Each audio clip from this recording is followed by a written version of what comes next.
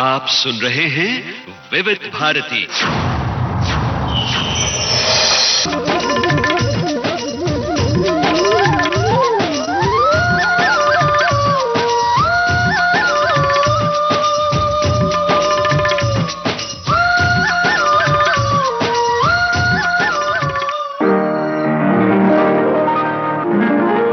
आज के मेहमान अथ स्वागतम् शुभ स्वागतम् अथ स्वागतम् शुभ स्वागतम् आनन्द मङ्गल मङ्गलम् आनन्द मङ्गल मङ्गलम् हितप्रियम् भारत भारतम् हितप्रियं भारत भारतम् स्वागतम् शुभ स्वागतम् अथ स्वागतम् शुभ स्वागतम्।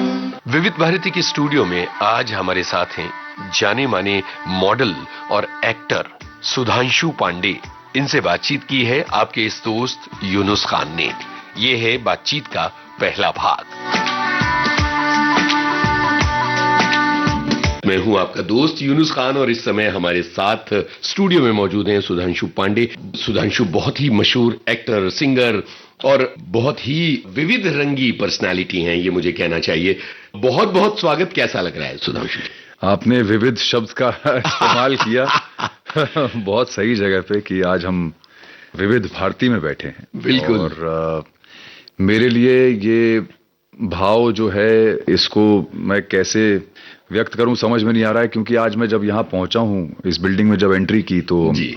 मैं अपने ड्राइवर से, जो ड्राइवर नेपाल का है एक्चुअली, ओके। तो उससे मैं ये कह रहा था कि यार देखो, बचपन से एक ही लाइन जो है वो दिमाग में चलती थी। हाँ। रोज जो हम लोग सुनते थे, चाहे लाइट हो लाइट ना हो, है ना, पानी हो ना हो, खाना हो ना हो, रेडियो पे एक चीज जो सुनाई देती थी वो ये थी, विविध भारती के विज्ञापन प्रसारण सेवा का ये दिल्ली केंद्र है। क्या बात है, क्या बात। तो ये लाइन जो है ये छपी हुई है दिमाग में बचपन से। तो मुझे लगता है कि ये जो फीलिंग है, जो यहाँ पे आज मैं आया हूँ, ये एक ऐसी फीलिंग है जिसको मैं एक्सप्रेस नहीं कर सकता। मुझे लगता है शब्दों में उसको डालना बड़ा मुश्किल है, क्योंकि ये सिर्फ महसूस किया जा सकता है, जो मैं महसूस कर रहा हूं जब से मैं अंदर आया हूं। आपने पुरानी तस्वीरें देखी कि विविध भारती में किस तरह से किसी जमाने से लेकर आज तक के तमाम कलाकार, जिसमें निर्देशक हैं, एक्टर्स हैं, राइटर्स हैं, सिंगर्स हैं, आते रहे। आपने हमारी लाइब्रेरी देखी जी। जहां आपकी सीडी भी मौजूद है। हाँ बिल्कुल। तो वो किस तरह का एक्सपीरियंस रहा आपके लिए? नहीं, वही मुझे लगता है कि ये एक ऐसी जगह है जो एक तरह का खजाना है, क्योंकि ये ऐसी यादें हमारी इंडस्ट्री से जुड़ी हुई, चाहे वो कलाकार रहे हों किसी भी तरह के, चाहे वो एक्टर थे या म्यूजिशियंस थे या गायक थे, किसी भी तरह के जो कलाकार जिनके बारे में आप सुनते आ रहे हैं, उनको आप एक्चुअली यहाँ पे देख सकते हैं तस्वीरों में। और उन्होंने जो कला से जो अपनी चीजें बनाई, क्रिएट की, वो दुनिया को दी उन्होंने, वो आप लोगों ने सब यहाँ पे इतनी खूबसूरती से अंदर उसको संजो के रखा हुआ है। सालों साल पुरानी चीजें, 40-40, 50-50 साल पुरानी चीजें, शायद उससे भी ज्यादा पुरानी हो। बिल्कुल बिल्कुल। जैसा मैंने आपको लाइब्रेरी में, मैं अंदर गया तो मैंने आपको बोला, मैंने कहा ये ऐसी फीलिंग है जैसे आप किसी मंदिर में चले जाते हैं। वाह वाह। क्योंकि मंदिर में जब इंसान जाता है तो कहीं भी जाए, मंदिर हो, मस्जिद हो, गुरुद्वारा हो, चर्च हो, एक वही ऐसी जगह होती है जहां इंसान कुछ सोचता नहीं है, सिर्फ वहां पे श्रद्धा से भर जाता है। श्रद्धा से और नतमस्तक होने जाता है, उसके दिमाग में कुछ होता नहीं है। क्या बात तो है। कोई भी नकारात्मकता या वैसी ऊर्जा कोई रहती नहीं है, वो सब बाहर छोड़ के जाता है इंसान। बिल्कुल बिल्कुल। वैसी ही ऊर्जा जो है वो इस जगह पे फील हुई जब मैं अंदर गया हूं। क्या बात है। तो क्या बात। I think this is the best way I can explain कि मुझे कैसा महसूस हुआ। क्या बात, बहुत ही शानदार। RDB, DPGC, Shay, and Snoop D-O double G. Oh yeah, sing is king, this is the thing. Do you know what I mean? Follow me, listen to me for a second, check it. Sing is the king, check the records.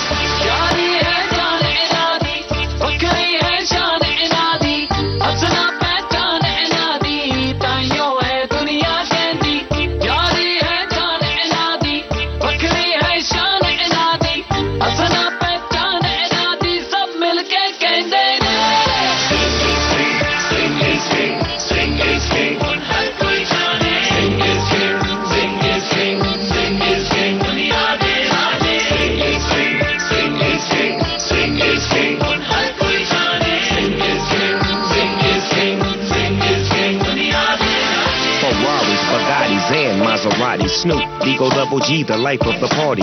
Lay back, stay back. I'm in the Maybach. This ain't James Brown, but it's the big payback. Watch me zoom by, make it boom by. What up to all the ladies hanging out in Mumbai? G's make dollars, East West Masala. Sing is the king, so you all have to follow. What up? I'm trying to stack my butter. What up? I'm trying to stack my butter. What up? I'm trying to get this butter. What up? I'm trying to stack my butter. Sing is king, sing is king. हर कोई जाने. Sing is king, sing is king, sing is king. दुनिया दे राजे. Sing is king, sing is king, sing is king. हर कोई जाने. Sing is king, sing is king, sing is king. दुनिया दे राजे. यारी है जान इनादी, बकरी है शान इनादी, असना पहचान इनादी, ताइयों है दुनिया कहती। यारी है जान इनादी, बकरी है शान इनादी, असना पहचान इनादी, सब मिलके कहते ने। Sing is king, sing is king.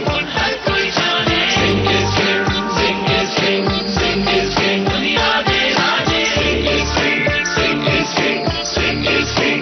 हर कोई जाने. Sing is king, sing is king, sing is king. दुनिया दे राजे. सिंह सूर में रखते ने आग, अगर लोड़ पई ते दे देंगे जान। राजे महाराजे भी कर देती मान, रख देती पग उच्ची बन देती शान। जो सिंगा ने कितिया कुर्बानियां ने, और दुनिया ते छड़ गई निशानियां ने। दुनिया दे बन गए सिंह बादशाह, पर सब तो ऊंचा ओ सच्चा बादशाह।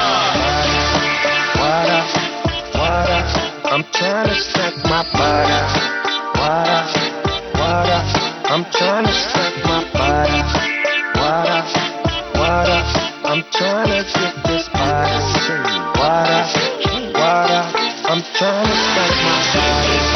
Sing is king, sing is king. हर कोई जाने. Sing is king, sing is king, sing is king. दुनिया दे राजे. Sing is king, sing is king, sing is king. हर कोई जाने. Sing is king, sing is king, sing is king.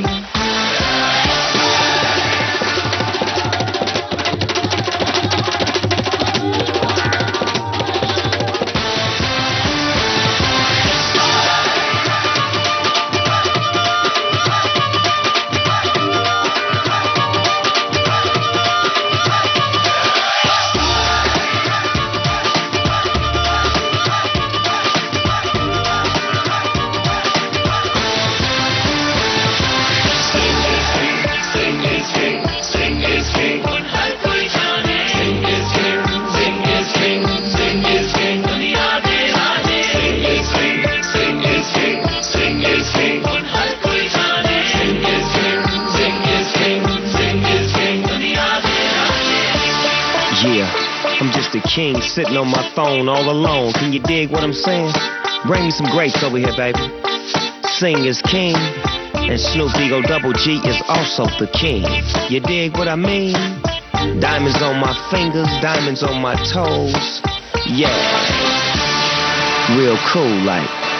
सारे लोग जो आपसे मिलते हैं सबसे पहले तो याद करते हैं अनुपमा को, लेकिन हम वहां नहीं जाएंगे, हम बिल्कुल पीछे जाएंगे जी। और हम आपके बचपन की तरफ चलते हैं जी। और ये जानना चाहते हैं कि बचपन में आप अपने आप को किस तरह से आइडेंटिफाई करते थे, एक प्लेयर के तौर पर, एक सिंगर के तौर पर, या कहीं एक्टिंग का कीड़ा भी लग चुका था? देखिए, बचपन मैं तो यही कहूंगा कि क्योंकि अर्ली 70s में मैं जन्मा, और मुझे लगता है कि हम लोग एक ऐसे समय में पैदा हुए, पले बढ़े कि हमारा जो बचपन था ना वो बड़ा प्योर था। सबसे सुनहरा समय था वो, सबसे 70s सुनहरा वाला। समय था।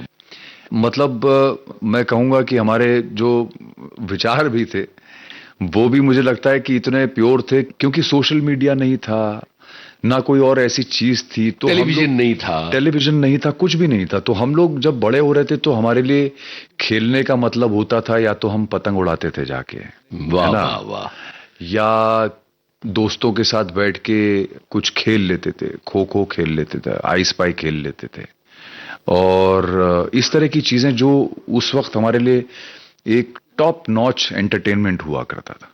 तो ऐसा कभी बचपन में सोचा नहीं कि मुझे ये करना है वो करना है। जो होता चला आया वो करते चले आए जीवन बिल्कुल। में, है ना। और खाली ये था कि जब 9वीं और 10वीं में था, सब्जेक्ट चुनने की बारी आई थी। सब्जेक्ट चुनने की बारी आई थी, तब ये सोचा था कि मैं फौज में जाऊंगा, क्योंकि मैं 9वीं और 10वीं में जब था तो मैं आर्मी स्कूल में पढ़ रहा था। तो तब था कि बस फौज में ही जाना है, फौजी बनना है। वैसे तो कई क्लासमेट फौज में चले ही गए, जो अब उसमें से कुछ अभी भी सर्व कर रहे हैं, पर मेरा जो था वो, मुझे लग रहा है पढ़ाई में रुचि उतनी ज्यादा रह नहीं गई थी। तो क्या हुआ कि मैं 10वीं के बाद फिर एक दूसरे स्कूल में शिफ्ट हो गया था, और मुझे समझ में नहीं आ रहा था कि मैं जीवन में करने क्या वाला हूं। और मैं सच कहूंगा मुझे नहीं पता था। और शायद यही वजह है कि भगवान ने देख लिया कि ये लड़का जो है ये बिल्कुल ही अंधेरे में है तो इसको उंगली पकड़ के चलाना पड़ेगा। तो उन्होंने शायद बचपन से ही मेरी उंगली पकड़ ली।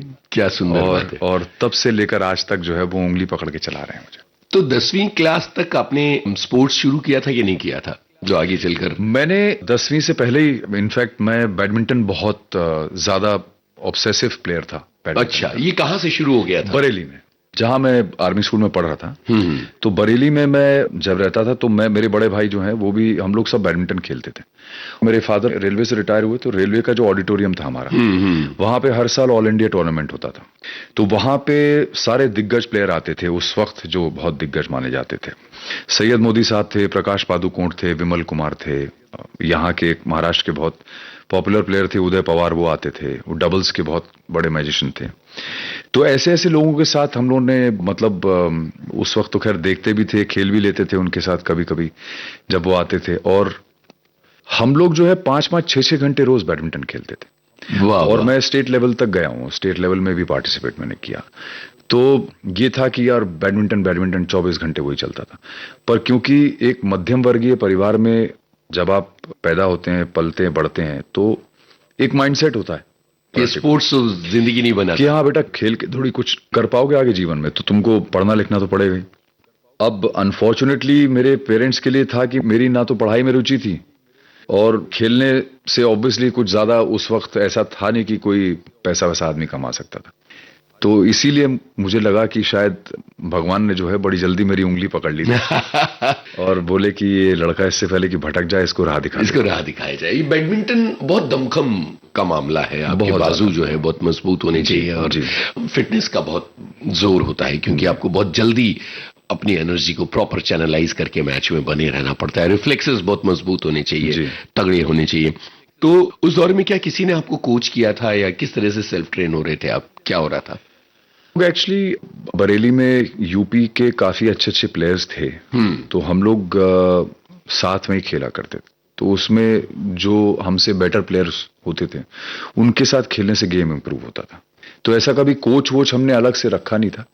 अगर और आगे जाते उसमें तो शायद ऐसा हो जाता कि कोच रख दिया जाता, बट वहां तक बात नहीं पहुंची, क्योंकि फिर हम पढ़ाई में और फिर इधर उधर चले गए, क्योंकि पेरेंट्स को ये नहीं लगा था उस वक्त कि यार बैडमिंटन खेलने से कुछ होगा। हालांकि मेरे भाई भी बहुत अच्छा खेलते थे बैडमिंटन, हम दोनों ही काफी अच्छा खेलते थे। तो कहीं ना कहीं जाके उस पर अंकुश लग गया। पर शौक हमेशा रहा बैडमिंटन का। क्या बात है। यहाँ रुकते हैं और एक गाना सुनते हैं। तो बताइए कि कौन सा गाना सुना जाए? कोई आर.डी. बर्मन का? बिल्कुल सुनते हैं। मुझे लगता है कि आपने आर.डी. बर्मन बोला तो उन्हीं का गाया हुआ गाना सुनते हैं। बिल्कुल, अपना देश फिल्म का, दुनिया में लोगों को। वाह वाह वाह, क्या बात है।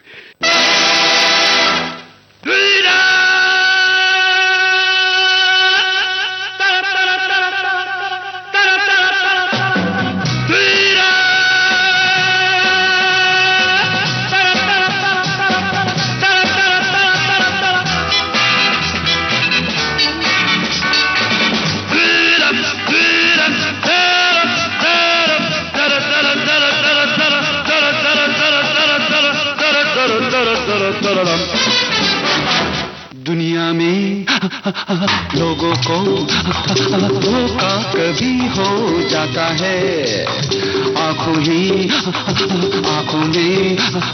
यारों का दिल खो जाता है।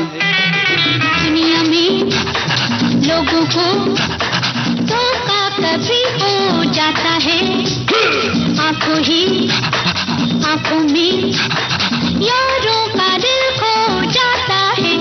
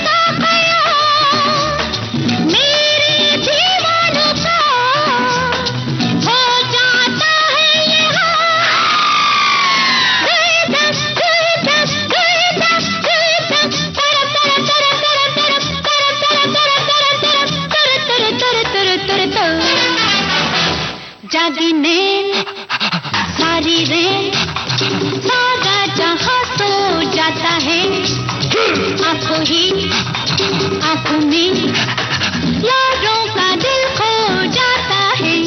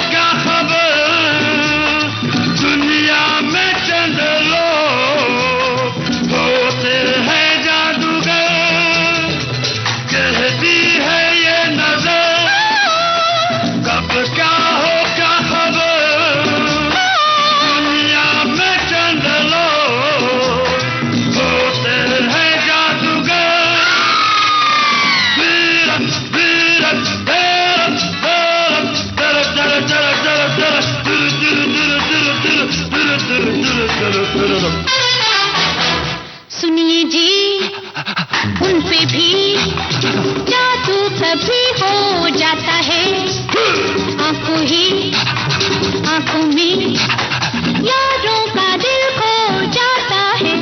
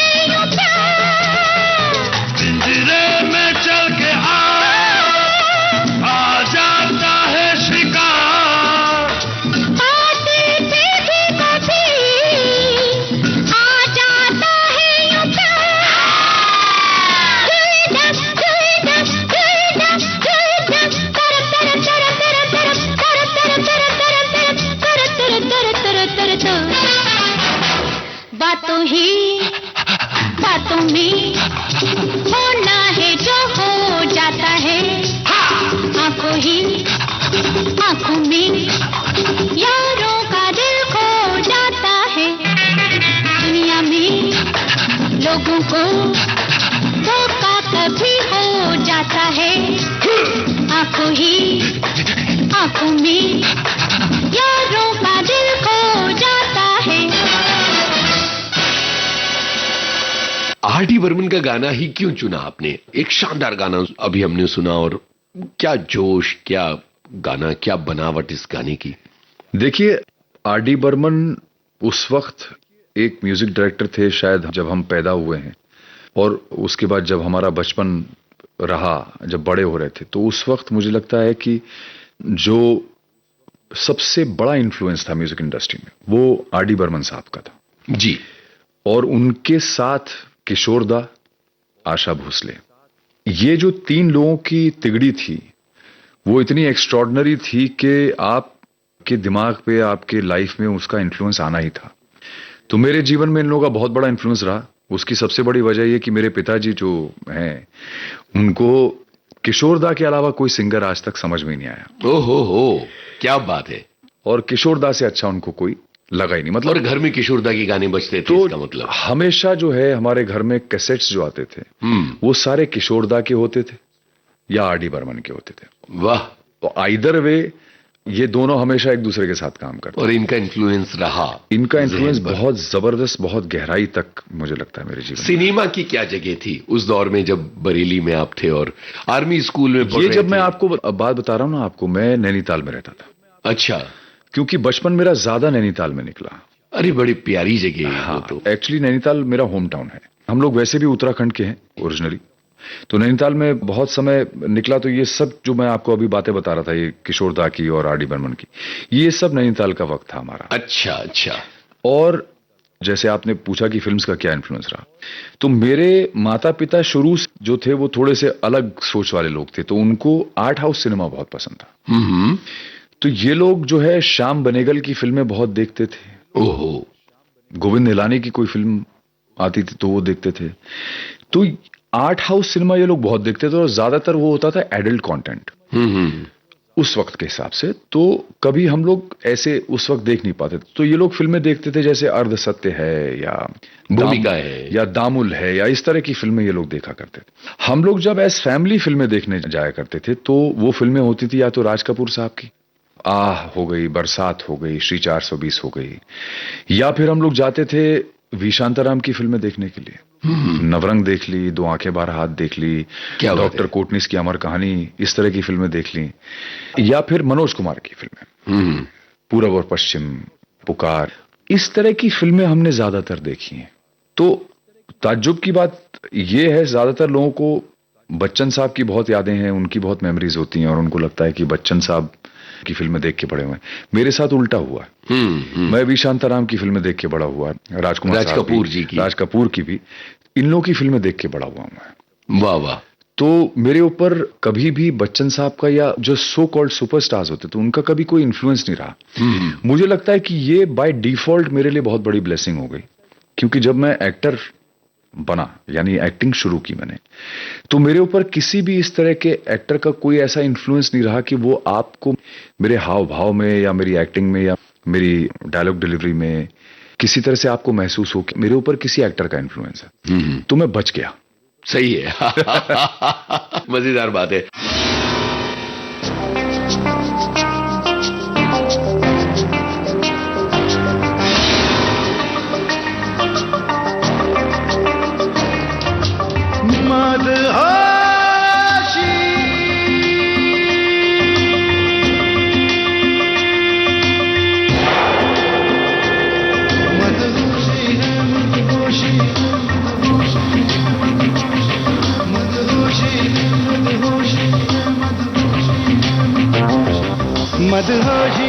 मदहोशी है तेरी चाहत की मदहोशी है,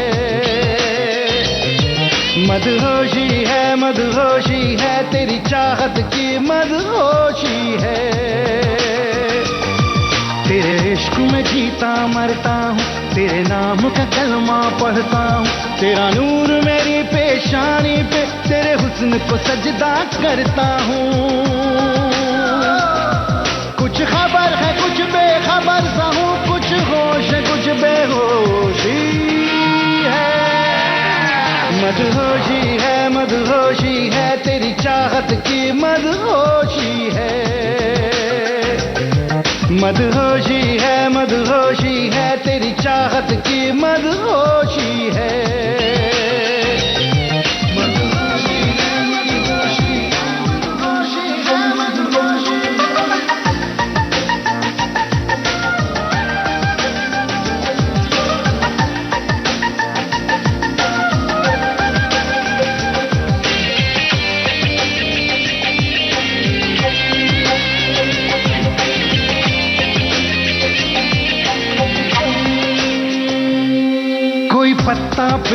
हिल जाए, कोई फूल शाख पे खिल जाए, तेरी आंख से एक तारा टूटे, मेरी ख्वाब में आके मिल जाए, मेरे दिल को ताबिंदा कर दे, मेरी सांस चला जिंदा कर दे। क्यों तू तलक सन्नाटा है, क्यों तू तलक खामोशी है, मदहोशी है, मदहोशी है, तेरी चाहत की मदहोशी है, मदहोशी है, मदहोशी है, तेरी चाहत की मदहोशी है, मदहोशी है, मदहोशी है, मदहोशी है, मदहोशी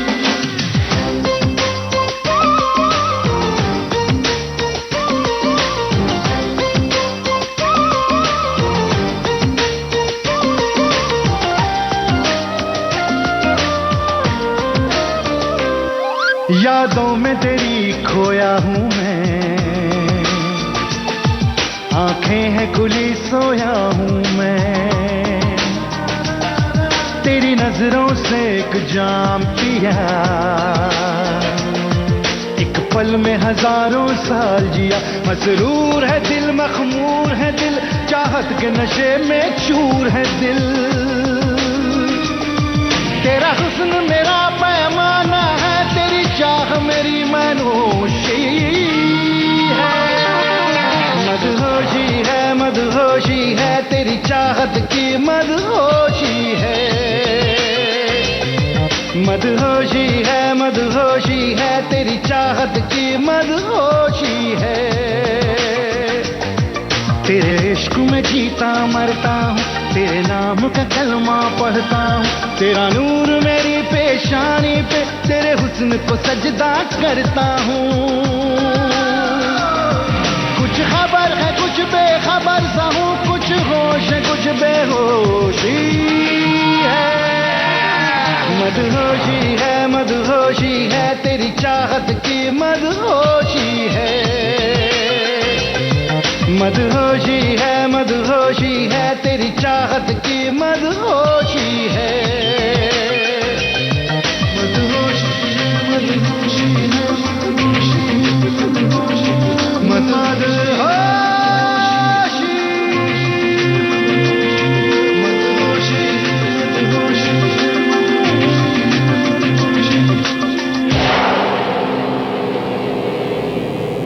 हम वहां तक पहुंच गए थे जहां आपने कहा कि भगवान ने आपका हाथ पकड़ लिया कि इस लड़के को राह दिखानी है जी। तो वो राह कौन सी थी 10वीं क्लास के बाद वाली राह? उसके बाद देखिए 10वीं तो खैर बहुत अर्ली था, फिर 11वीं और 12वीं भी वहीं से की, वहां पे हम लोग उसको स्कूल ही बोलते हैं। सब्जेक्ट कौन से चुने थे? सब्जेक्ट मैंने 11th और 12th में तो खैर मेरे ख्याल से इकोनॉमिक्स चुना हुआ था, तो कॉमर्स उसके सब्जेक्ट्स थे सारे मेरे। इंग्लिश हमेशा रहता था क्योंकि इंग्लिश में मैं बहुत अच्छा परफॉर्म करता था। बायोलॉजी में मेरी परफॉर्मेंस बहुत अच्छी रहती थी, केमिस्ट्री में एवरेज था मैं, और फिजिक्स में बहुत कमजोर था। तो मैंने साइंस नहीं ली फिर फाइनली।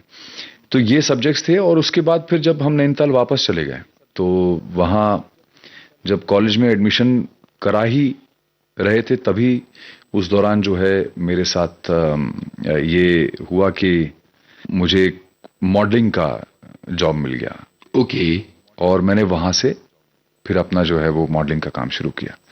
तो जिस दिन मॉडलिंग वाला काम मेरा शुरू हुआ वहां से मुझे लगा कि अब यही शायद जीवन है, क्योंकि मैं एक ऐसी जगह से उठ के नैनीताल में एक बढ़िया फर्स्ट क्लास हैप्पी लाइफ, एक जैसे टिपिकल जो इंडियन मिडिल क्लास फैमिली होती है बढ़िया अपना जी रहे थे, वहां से उठ के सीधे हिंदुस्तान की कैपिटल राजधानी दिल्ली पहुंचे।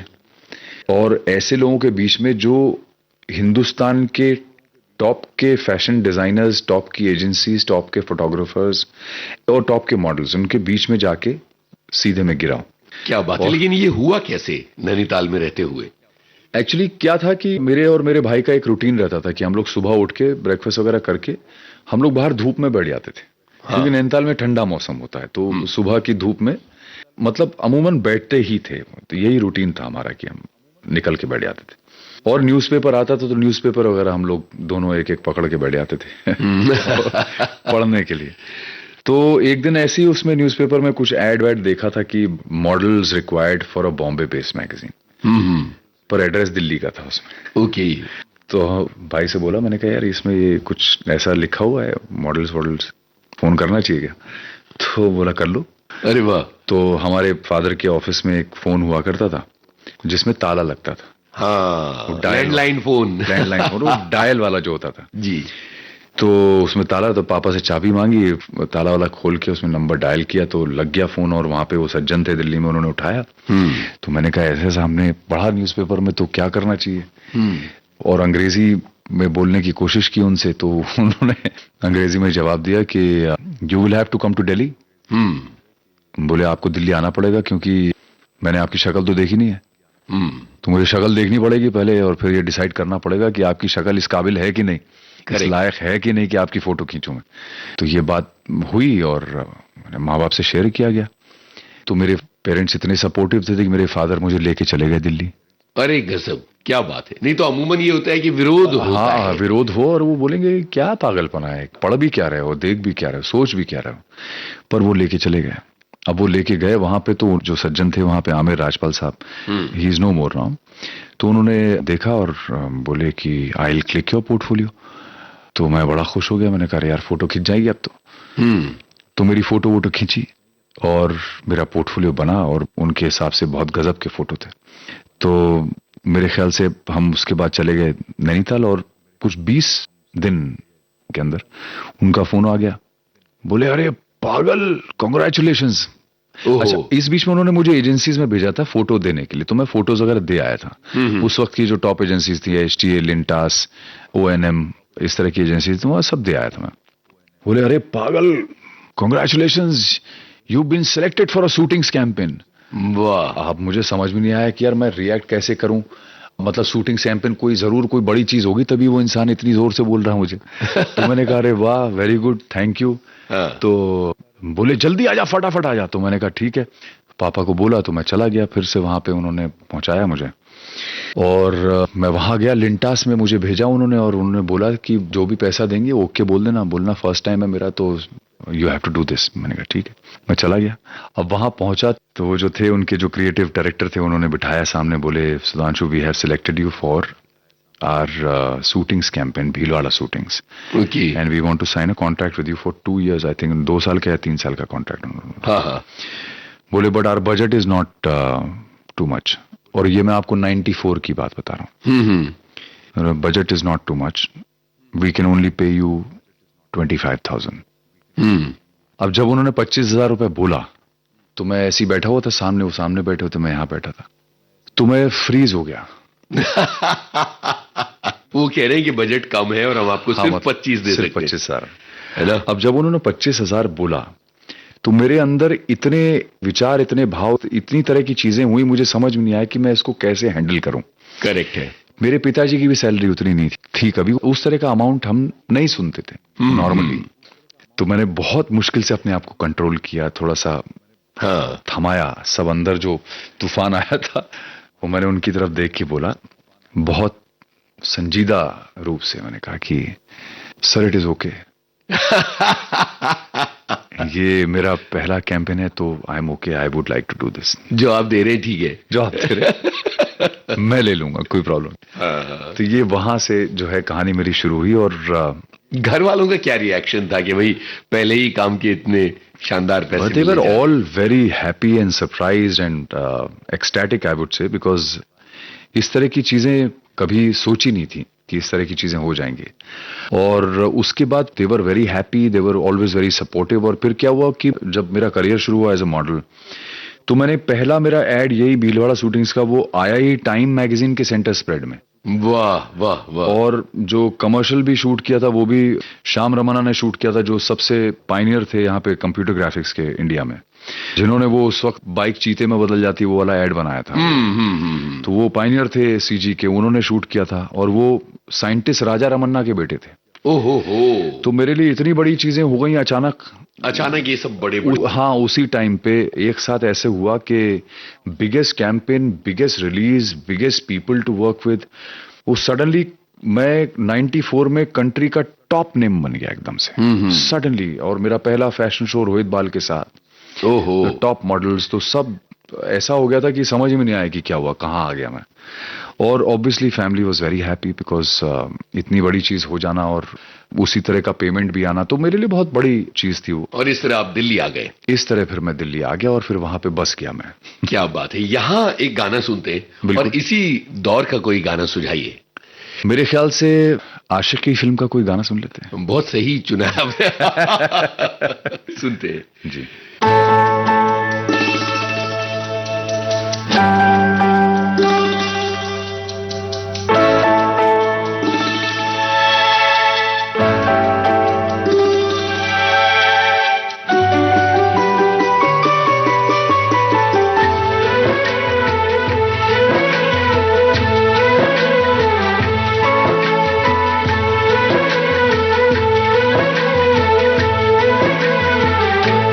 नजर के सामने जिगर के पास, नजर के सामने जिगर के पास कोई रहता है,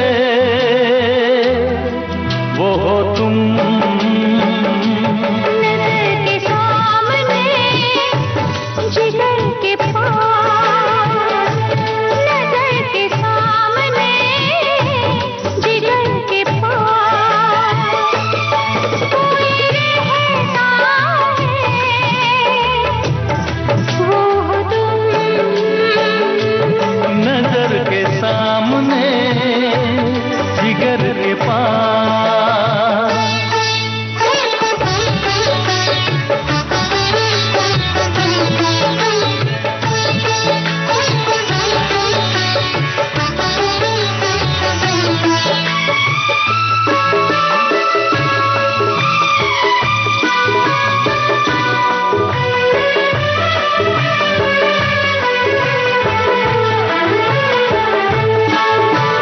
बेताबी क्या होती है पूछो मेरे दिल से,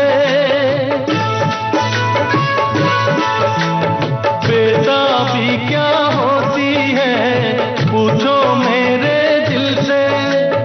तन्हा तन्हा लौटा हूँ मैं तो भरी महफिल से, मर न जाओ कहीं, मर न जाओ कहीं, ओके तुमसे जुदा। नजर के सामने जिगर के पास, नजर के सामने जिगर के पास कोई रहता है, वो हो तुम। नजर के सामने जिगर के पास।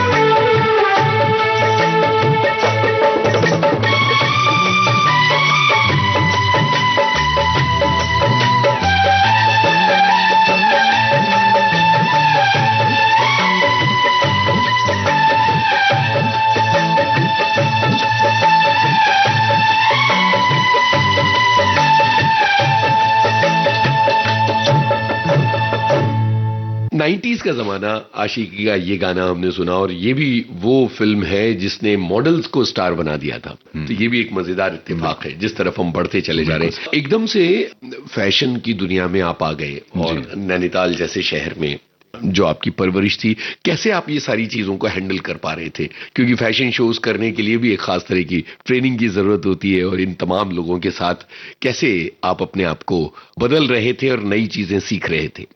मुझे लगता है कि जो लोग उस वक्त मिले मुझे, जैसे रोहित बाल साहब थे, उन्होंने मुझे मेंटर किया, तो बहुत सारी चीजें उनसे सीखी मैंने।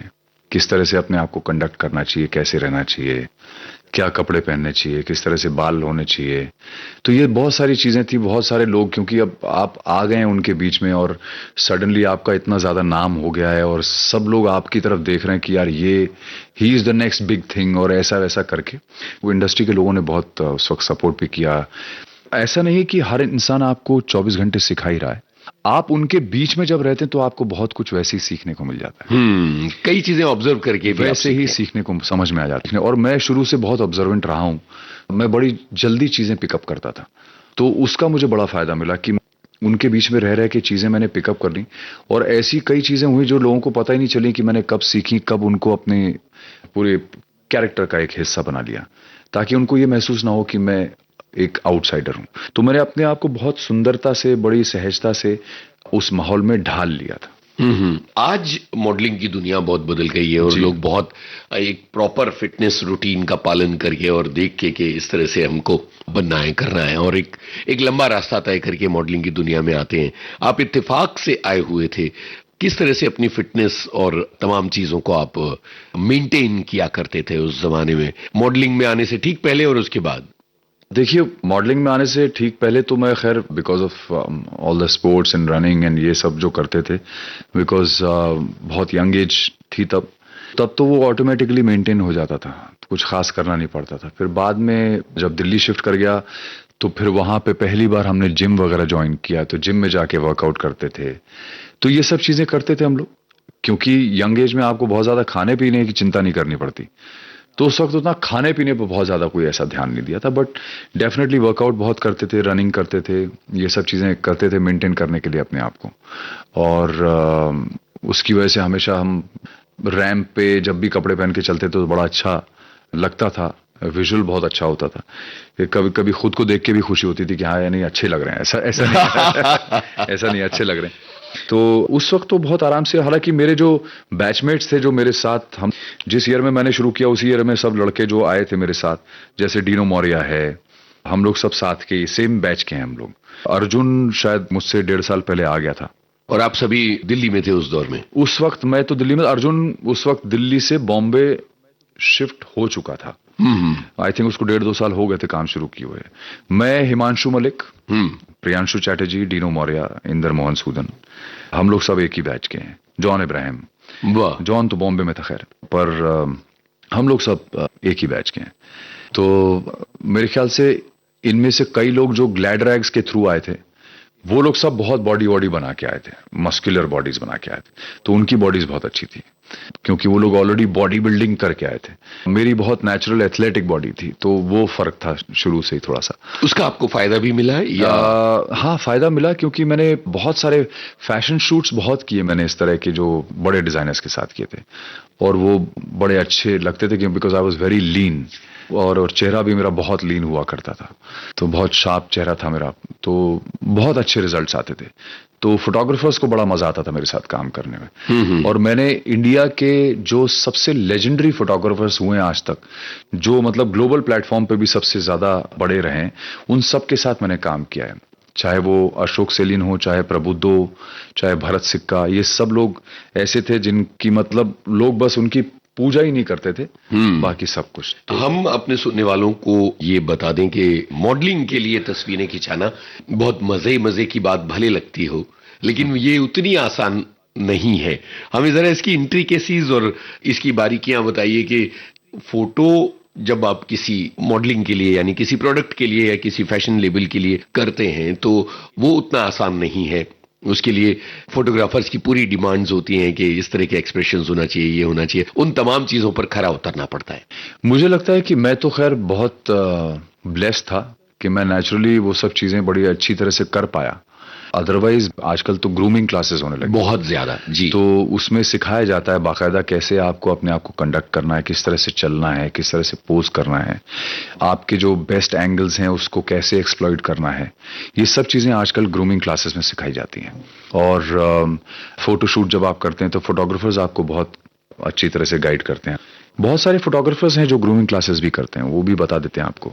तो वे समझाते हैं कि आपके जो बेस्ट एंगल्स हैं उनको समझना, एक्सप्रेशंस को किस तरह से आपको करना है, कहाँ पे ज्यादा कहाँ पे कम, किस तरह से अपनी बॉडी लैंग्वेज को आपको इंप्रूव करना है, कौन से आपके पोस्चर्स ऐसे हैं जिसमें आपकी खूबसूरती ज्यादा इनहेंस होती है, बढ़ती है। ये सब चीजें आजकल बहुत अच्छी तरह से बताई जाती हैं। उस वक्त कंपटीशन बहुत कम हुआ करता था and people were naturally very very very good at their job. चाहे आप मिलिंद सोमन देख लीजिए, अर्जुन रामपाल देख लीजिए, या कोई भी जो उस वक्त के मॉडल्स हैं, मधु सापरे है, मेहर जैसिया हैं, ये लोग सब इतने खूबसूरत थे, इतने अच्छे थे अपने काम में नेचुरली, बिना सीखे। तो मुझे लगता है कि ये सब नेचुरल जो कुदरत के करिश्मे थे। बट अब जो है प्रोफेशनलिज्म बहुत ज्यादा बढ़ गया है, तो अब ये सब चीजें बहुत प्रोफेशनली सिखाई जाने लगी हैं। और यहाँ एक चीज पर जोर देना चाहूंगा कि देश के कोने कोने में लोग सुन रहे हैं जी। हो सकता है कि नैनीताल में भी लोग सुन रहे हैं जी। और उससे छोटे शहरों में और गांव और कस्बों में जी। लोग सुन रहे हैं। उन्हें ये ना लगे कि बस तुरंत अगली ट्रेन पकड़कर ये इतना आसान नहीं होता है, बहुत मुश्किल है, बहुत मुश्किल है। एक्चुअली ये मैं जिस तरह से समझा रहा हूं ये शायद उतना समझ में ना आए, पर कैमरे के आगे आकर अपने आप को कंपोज करके, संभाल के कुछ भी कर पाना, डायलॉग तो बहुत बात की बात है, बट कुछ भी कर पाना, पोज करना, वो भी एक बहुत बड़ी कला है, बहुत बड़ी आर्ट है। और एक बहुत ही एफर्टलेस दिखने वाली फोटोग्राफ के पीछे भी बहुत मेहनत लगती है। ये बहुत प्यारी बात है जी। और जितना एफर्टलेस होता है उतनी ज्यादा मेहनत उसके पीछे होती है। यानी एफर्टलेस के पीछे भी एफर्ट छिपा होता है, बहुत ज्यादा, बहुत जी, ज्यादा। तो आपको जी। ये समझना जरूरी है कि ये काम जितना सुंदर खूबसूरत दिखता है उतना ही मुश्किल है, तो उसके लिए तैयारी करनी बहुत जरूरी है। एकदम यूं ही उठ के नहीं आना है, पॉसिबल ही नहीं है। जब आपकी जिंदगी बदल गई और आप पूरी तरह से लाइमलाइट में आ गए, टॉप मॉडल्स में आपका शुमार होने लगा, तो क्या फर्क पड़ा था आपके जीने के तरीके पर, सोचने के तरीके पर? क्या हो रहा था दिल्ली वाली उस लाइफ में? मुझे ऐसा लगता है कि मैं इतना ब्लैंक कैनवस था कि उसके ऊपर उस जीवन की, उस जिंदगी के रंग पड़ते गए, पड़ते गए, पड़ते गए, और वो पेंटिंग क्रिएट होती गई। क्या बात है। तो मैं तो अपने जीवन को उसी तरह से देखता हूं। और मुझे लगता है कि शायद यही वजह है कि मैंने हमेशा हर चीज भगवान पे, ऊपर वाले पे छोड़ी है। वैसे अब तो ये दुनिया जानती है कि मैं महाकाल को समर्पित हूं पूरी तरह से। तो मुझे ऐसा लगता है कि समर्पण जो होता है, सरेंडर जो होता है, वो एक ऐसी चीज है जो या तो आप नेचुरली हो कि आप मतलब एकदम सरेंडर्ड हो और आपके अंदर से ये भाव है शुरू से कि भाई जो है बस आप ही का है ना, और आप ही चलाइए मेरा जीवन, मेरे हाथ में कुछ नहीं। तो वो नेचुरली फिर वो आपको उसी तरह से उंगली पकड़ के चलाते हैं। तो ये मैंने एक पॉइंट पे जीवन में आके किया। रुझान मेरा हमेशा ही था स्पिरिचुअलिटी की तरफ और भगवान की तरफ, शिव की तरफ। फिर एक समय पे आके जो है मैं पूरी तरह से सरेंडर मैंने कर दिया कि भाई अब आप ही देखिए जो है। तो ये है कि हाँ, जब भी कुछ ऐसा होता है तो फौरन चला जाता हूं उनकी शरण में कि भैया देख लो, यू नो। तो शायद शुरू से ही मेरे अंदर ये एक रहा और ये बहुत आपके लिए उपयोगी साबित हुआ। मेरे लिए सबसे, क्योंकि क्या है, मुझे ऐसा लगता है कि मैं चाहे लोग मेरी कितनी भी काबिलियत, जो भी चीजें मैं करता हूं या कर पाता हूं, उसकी लोग कितनी भी तारीफ करें, मुझे ऐसा लगता है कि मेरे पास कुछ नहीं है। जो है बस उसका है, जो मैं कर पाता हूं वो बस उसकी वजह से है। और ये सच है, क्योंकि मैंने ना तो कहीं से कुछ सीखा, ना पढ़ा, ना ही कोई ग्रेजुएशन की, ना ही कोई पोस्ट ग्रेजुएशन की। तो ये सब कहां से आ रहा है? सही है ना? बहुत सही है। कहां से आ रहा है ये मुझे तो नहीं पता, मैंने तो कहीं से नहीं सीखा। तो ये कहीं से तो आ ही रहा है, और अगर कहीं से आ रहा है तो वहीं से आ रहा है। वाह। तो इसलिए सब कुछ उसके ऊपर छोड़ दिया। बहुत ही प्यारी बात है।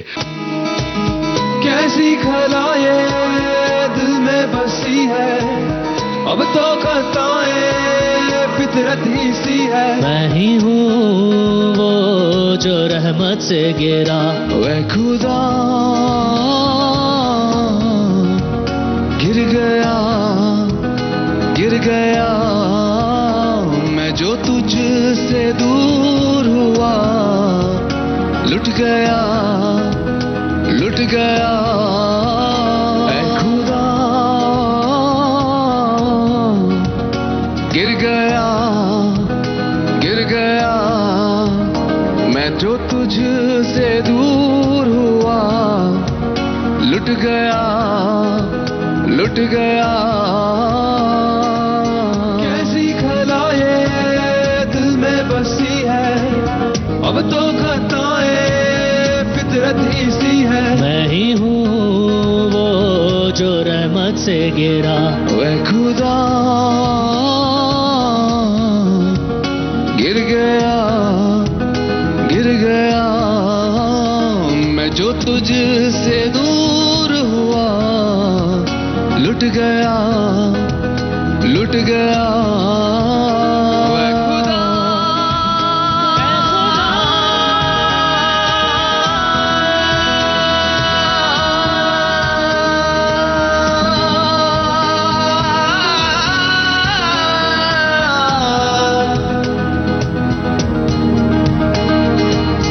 इतनी खताएं तू लेकर चला है, दौलत ही जैसे तेरा अब खुदा।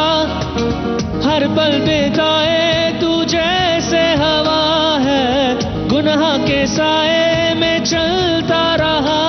समंदर सा बहकर तू चलता ही गया। तेरी मर्जी पूरी की तूने हर दफा। तू ही तेरा मुजरिम बंदेया। ऐ खुदा गिर गया, गिर गया मैं जो तुझसे दूर हुआ। लुट गया, लुट गया।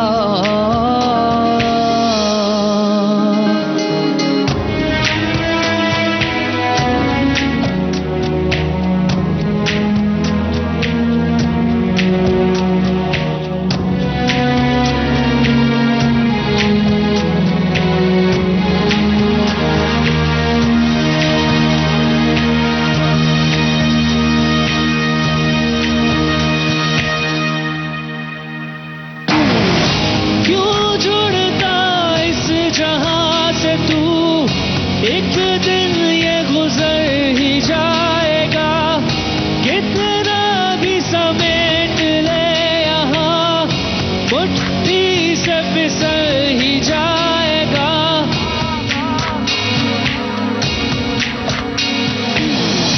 हर शख्स है धूल से बना और फिर उसमें ही जा मिला। ये हकीकत है तू जान ले, क्यों सच से मुंह है फेरता। चाहे जो भी हसरत पूरी कर ले, मिटेगी ना फितरत ये समझ ले। मिट जाएगी तेरी हस्ती, भर न पाएगा ये दिल बंदेया। वह खुदा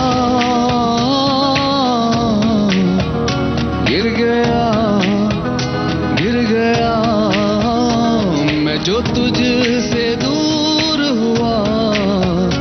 लुट गया, लुट गया।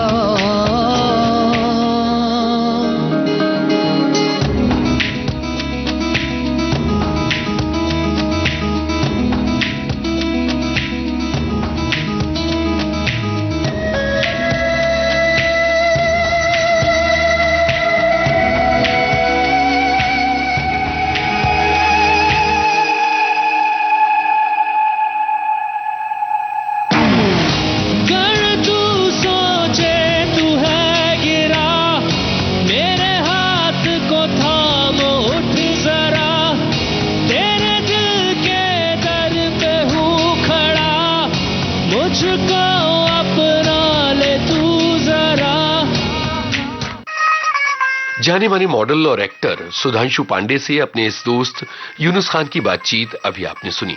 ये था पहला भाग। रिकॉर्डिंग इंजीनियर HR पाटले, प्रस्तुतकर्ता जुबैर खान। आज के मेहमान।